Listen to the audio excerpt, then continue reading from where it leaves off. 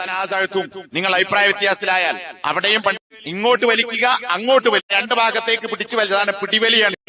അള്ളാഹുവിനെയും റസൂലിനെയും അനുസരിക്കണം. അള്ളാഹുവിന്റെ കൽപ്പന പാലിച്ചുകൊണ്ടാണ് ഇതിന് ഇറങ്ങിത്തിരിച്ചിട്ടുള്ളത്.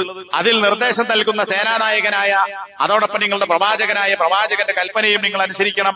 വലാ തനാസഉ, നിങ്ങൾ പിടിവലി കൂടരുത്. തനാസ എന്നുള്ള വാക്കിനർത്ഥം പിടിവലി എന്നാണ്. നസാ എന്നാൽ വലിച്ചു ഊരുക എന്നാണ്. അപ്പൊ ഒരാൾ ഇങ്ങോട്ട് ഊരുന്നു, മറ്റേയാൾ അങ്ങോട്ട് വലിച്ചൂരുന്നു. രണ്ടാളും രണ്ട് ഭാഗത്തേക്ക് പിടിച്ചു വലിച്ചതാണ് പിടിവലിയാണ് ശരിക്കും. തനാസഉ, നിങ്ങൾ പിടിവലി, ഇങ്ങോട്ട് വലിക്കുക അങ്ങോട്ട് വലിക്കുക, ഇങ്ങനെ ഒരു ഇടയിൽ മത്സരം തർക്കം നിങ്ങൾക്ക് കാണില്ല. തർക്കിക്കുക എന്നും ഇതിനെക്കുറിച്ച് വേറെ സ്ഥലങ്ങളിൽ നടത്തിയ പ്രയോഗത്തെക്കുറിച്ച് പണ്ഡിതന്മാർ വിശദീകരിച്ചിട്ടുണ്ടാവും. തനാസഅ്തും നിങ്ങൾ അഭിപ്രായ വ്യത്യാസത്തിലായാൽ അവിടെയും പണ്ഡിതന്മാർ വിശദീകരിച്ച് കാണാം. ഒരാൾ ഒരു പക്ഷം പിടിക്കുന്നു, ഇങ്ങോട്ട് വലിക്കുന്നു, ഇതാണ് ശരി.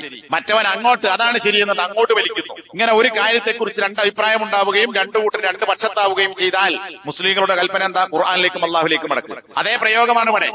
വലാ തനാസഉ, നിങ്ങൾ രണ്ട് ചേരിയിലാകരുത്, രണ്ട് കക്ഷിയാകരുത്, രണ്ട് ഗ്രൂപ്പാകരുത്, രണ്ട് വശത്തേക്ക് പിടിച്ചു വലിക്കുന്നവരാകരുത്. അങ്ങനെ വന്നാൽ യുദ്ധത്തിന് പോകുമ്പോൾ പിടിവലി ഉണ്ടായാൽ, ഭിന്നിപ്പുണ്ടായാൽ ഫതഫ്ശലു വതദ്ഹബ റീഹുക്കും, നിങ്ങൾ വഷളാവും, നിങ്ങൾ പരാജയപ്പെടും. പിന്നെയോ വതദ്ഹബ റീഹുക്കും, നിങ്ങളുടെ കാറ്റ് പോകും. സാധാരണ നമുക്കറിയോ, ടയറ്, ബസ്, ലോറി, ടൺ കണക്കിന് ഭാരമുള്ള വണ്ടി വലിച്ചു കൊണ്ടുപോകുന്നത് 4, 6, 8, 10, 12 ഒക്കെ ഉള്ള ടയറുള്ള വാഹനങ്ങളാണ്. ഈ ടയർ റബ്ബർ കൊണ്ട് നിർമ്മിച്ചതാണ്. അതിന്റെ ഉള്ളിൽ എന്താ ഉള്ളത്? കോൺക്രീറ്റ് അല്ല, പിന്നെന്താ? എയറാണ് കടത്തിയിട്ടുള്ളത്.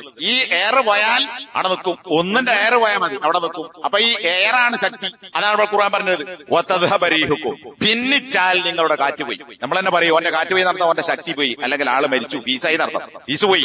അപ്പൊ വതദ്ഹബ റീഹുക്കും, ആർക്ക് മനസ്സിലാകുന്ന പ്രയോഗം? നിങ്ങളുടെ കാറ്റ് പോയി, ഭിന്നിച്ചാൽ നിങ്ങളുടെ ശക്തി പോകും. പിന്നെന്ത് ചെയ്യണം? വസ്ബിറു ഇന്നല്ലാഹ മഅസ്വാബിരീൻ, ക്ഷമിക്കുക, ക്ഷമിക്കുന്നവർക്കൊപ്പമാണ് അല്ലാഹു സുബ്ഹാനഹു വ തആല എന്ന സന്തോഷ വാർത്തയും അവിടെ നൽകുന്നു.